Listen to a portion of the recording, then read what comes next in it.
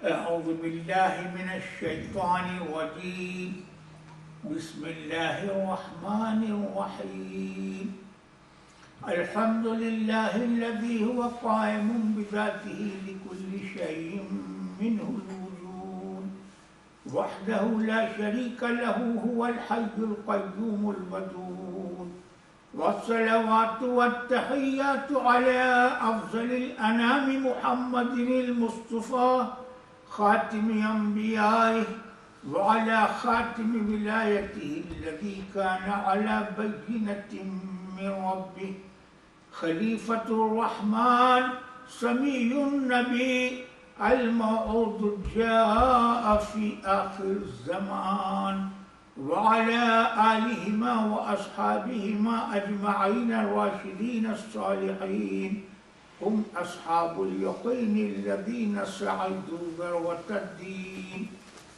دینی بھائیوں اور بہنوں، اللہ تبارک و تعالی قرآن مجید میں ارشاد فرماتا ہے ما کان محمد ابا احد من رجالکم ولکن رسول اللہ وخاتم النبیین.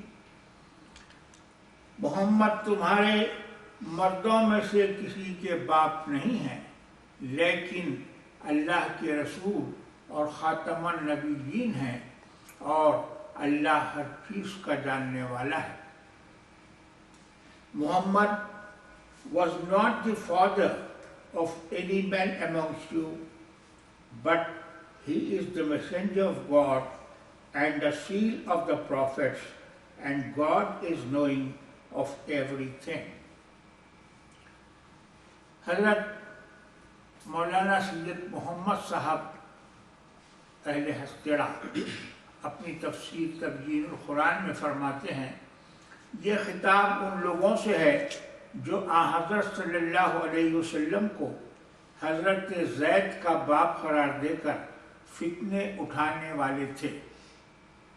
چونکہ آپ خاتم النبیین ہیں، اس وجہ سے ضروری تھا کہ آپ ہی کے ذریعے سے اس بری رسم کی اصلاح کی جائے. اگر آپ کے بعد کوئی اور نبی آنے والا ہوتا تو ہو سکتا تھا کہ اللہ تعالیٰ اس معاملے کو آئندہ پر اٹھا رکھتا، لیکن جب کوئی نبی آنے والا نہیں ہے تو آپ ہی کے ہاتھوں دین کی تکمیل ہوئی تھی. بحمد اللہ ہو گئی. دین کی تکمیل جو ہوئی تھی بحمد اللہ ہو گئی. اس وجہ سے ہر وہ چیز درست کی جا رہی ہے جو بگڑی ہوئی تھی. خاتم کے معنی ہے مہر، ختم کرنے والا.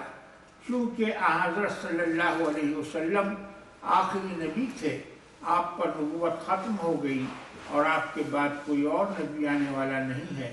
اس لیے قرآن مجید نے آپ کو خاتم النبیین، سب نبیوں پر مہر فرمایا، یعنی تمام نبیوں کا ختم کرنے والا، کیونکہ سب کی مہر اخیر میں لگائی جاتی ہے. دیکھو لغات القرآن. اور یہ آیت شریفہ حضور کی ختمیت نبوت پر واضح اور اٹل دلیل ہے. تفسیر نور ایمان میں مولانا سید میرانی عابد خنبری صاحب لکھتے ہیں جب حضرت نے بی بی زینب سے نکاح کر لیا تو لوگ کہنے لگے کہ محمد نے اپنے بیٹے کی بیوی سے نکاح کر لیا.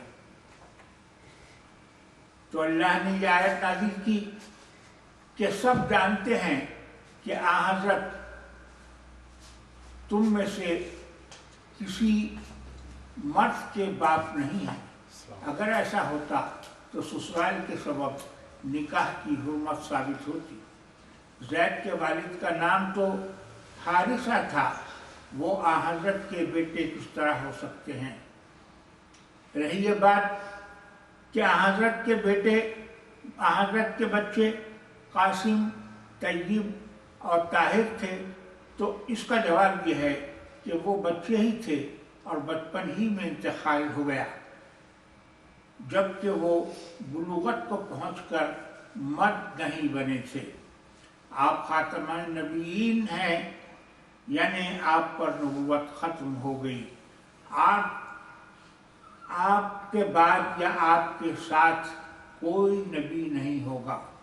اگر یہاں یہ کہا جائے کہ آخر زمانے میں عیسیٰ علیہ السلام آئیں گے اور وہ نبی ہیں، تو اس کا جواب یہ ہے کہ آخر زمانے میں جب آپ تشریف لائیں گے تو حضور کی شریعت پر عمل کریں گے، آپ کا کلمہ پڑھیں گے اور آپ ہی کے کسی امتی کے پیچھے نماز پڑھیں گے۔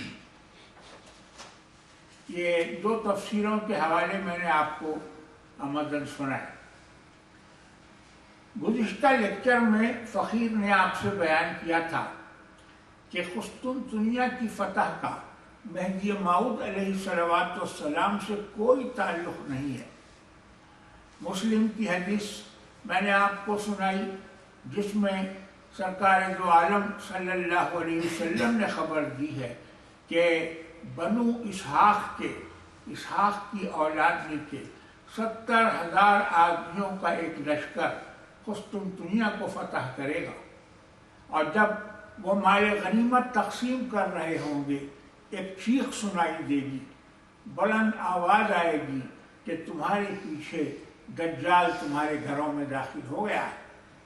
یہ سنتے ہی وہ لوگ مال غنیمت کو چھوڑ کے فوراً لوٹ جائیں گے اور دمشق میں وہ اپنی صف بندی کر رہے ہوں گے۔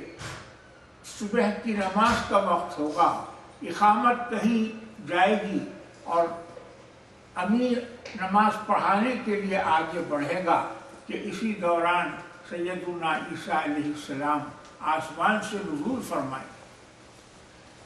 تو یہ گزشتہ مجلس میں فقیر نے آپ کو یہ حدیث سنائی تھی اور یہ بتایا تھا کہ قسطنطنیہ کی فتح کا مہدی موعود علیہ السلام سے کوئی تعلق نہیں ہے۔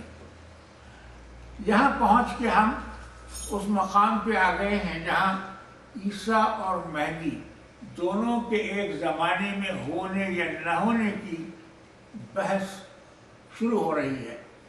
تو اس سے پہلے کہ یہ گفتگو ہم کریں،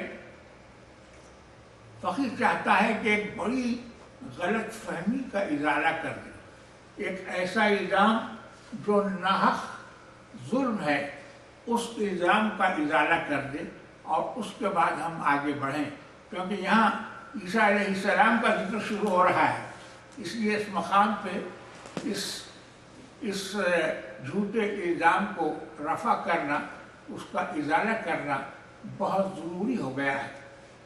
جو لوگ ہم پہ اعتراض کرتے ہیں ان کا ایک بڑا اعتراض یہ ہے، اور اسی لیے ہم کو اسلام سے خارج قرار دیتے ہیں، کہ ان کا کہنا یہ ہے کہ سید محمد جون پوری نے علیہ السلام غلام احمد قادیانی کی طرح مہدیت کا دعویٰ کیا تھا، تو وہ ہمارے امام کے دعوے کو غلام احمد قادیانی کے دعوے سے ملاتے ہیں اور یہ بتانے کی کوشش کرتے ہیں کہ مہدوی وہی عقائد رکھتے ہیں جو قادیانی عقائد ہیں۔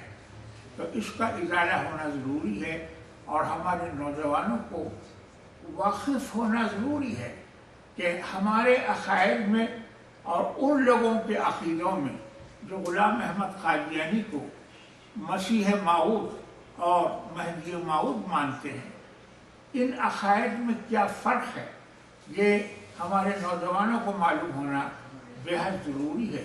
اس لیے فقیر چند بنیادی باتیں بہت ہی اختصار کے ساتھ آپ سے بیان کرتا ہے۔